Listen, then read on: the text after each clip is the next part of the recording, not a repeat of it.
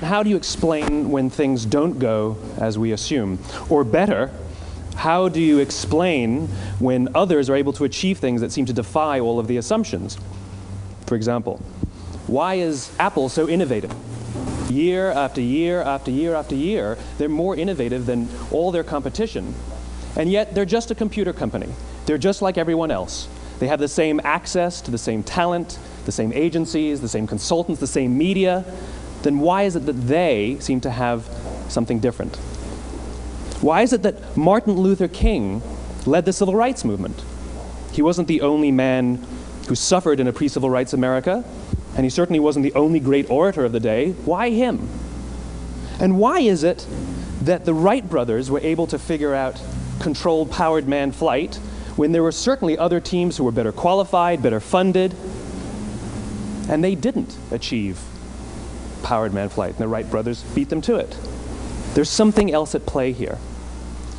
About 3.5 years ago, I made a discovery, and this discovery profoundly changed my view on how I thought the world worked, and it even profoundly changed the way in which I operate in it. As it turns out, there's a pattern. As it turns out, all the great and inspiring leaders and organizations in the world, whether it's Apple or Martin Luther King or the Wright brothers, they all think, act, and communicate the exact same way, and it's the complete opposite to everyone else. All I did was codify it. And it's probably the world's simplest idea. I call it the golden circle.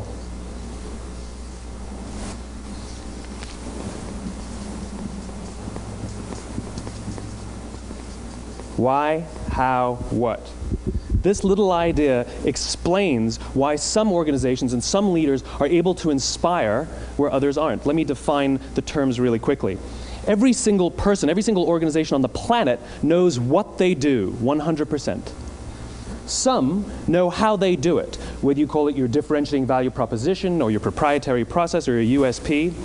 But very, very few people or organizations know why they do what they do. And by why, I don't mean to make a profit. That's a result. It's always a result. By why, I mean what's your purpose? What's your cause? What's your belief? Why does your organization exist? Why do you get out of bed in the morning? And why should anyone care? Well, as a result, the way we think, the way we act, the way we communicate is from the outside in. It's obvious. We go from the clearest thing to the fuzziest thing. But the inspired leaders and the inspired organizations, regardless of their size, regardless of their industry, all think, act, and communicate from the inside out. Let me give you an example. I use Apple because they're easy to understand and everybody gets it. If Apple were like everyone else, a marketing message from them might sound like this. We make great computers. They're beautifully designed, simple to use, and user-friendly. Want to buy one? Meh. And that's how most of us communicate. That's how most marketing is done, that's how most sales is done, and that's how most of us communicate interpersonally. We say what we do, we say how we're different or how we're better, and we expect some sort of behavior, a purchase, a vote, something like that. Here's our new law firm. We have the best lawyers with the biggest clients. We have, we always perform for our clients, do business with us. Here's our new car. It gets great gas mileage. It has, leather seats. Buy our car. But it's uninspiring. Here's how Apple actually communicates. Everything we do, we believe in challenging the status quo. We believe in thinking differently. The way we challenge the status quo is by making our products beautifully designed, simple to use, and user-friendly. We just happen to make great computers. Want to buy one? Totally different, right? You're ready to buy a computer from me.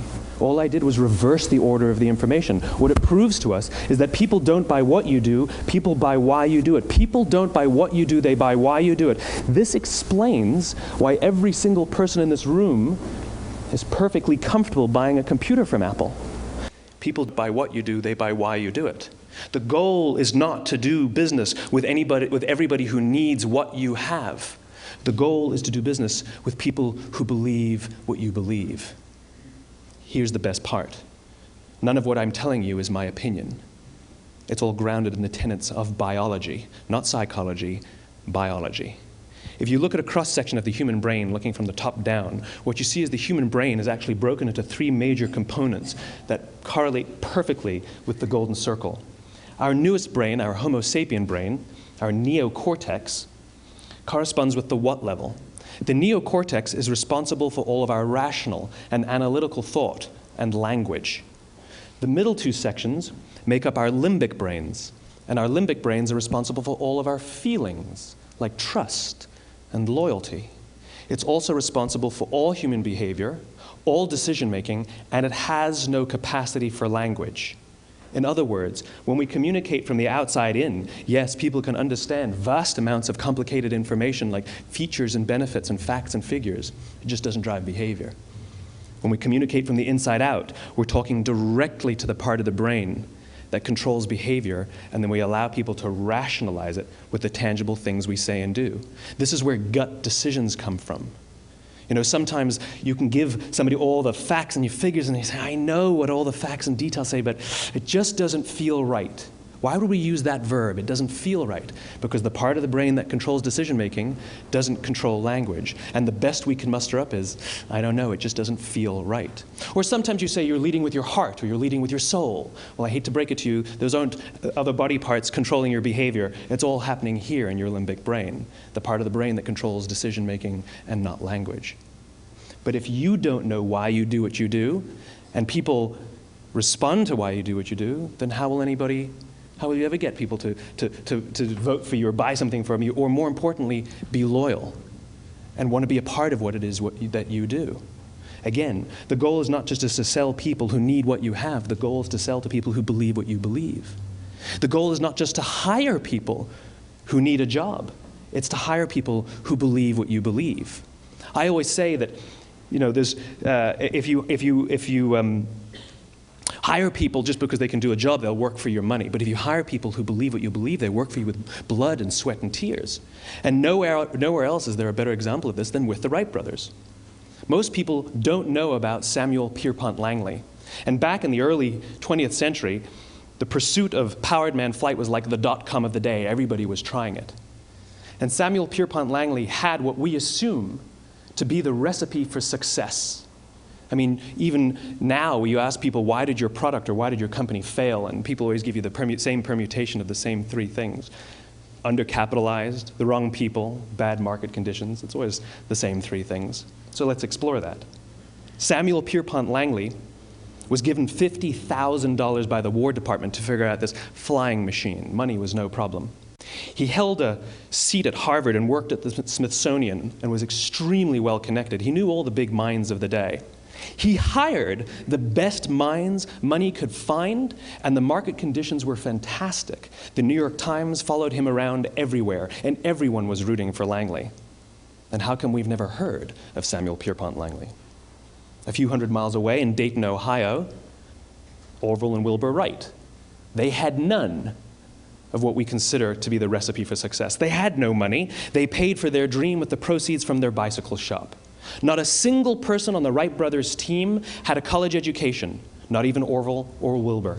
And the New York Times followed them around nowhere. The difference was Orville and Wilbur were driven by a cause, by a purpose, by a belief. They believed that if they could figure out this flying machine, it'll change the course of the world. Samuel Pierpont Langley was different. He wanted to be rich, and he wanted to be famous. He was in pursuit of the result. He was in pursuit of the riches. And lo and behold, look what happened. The people who believed in the Wright brothers' dream worked with them with blood and sweat and tears. The others just worked for the paycheck. And they tell stories of how every time the Wright brothers went out, they would have to take 5 sets of parts because that's how many times they would crash before they came in for supper. And eventually, on December 17th, 1903, the Wright brothers took flight. And no one was there to even experience it. We found out about it a few days later. And further proof that Langley was motivated by the wrong thing, the day the Wright brothers took flight, he quit. He could have said, that's an amazing discovery, guys. Now I will improve upon your technology. But he didn't. He wasn't first. He didn't get rich. He didn't get famous. So he quit. People don't buy what you do, they buy why you do it. And if you talk about what you believe, you will attract those who believe what you believe.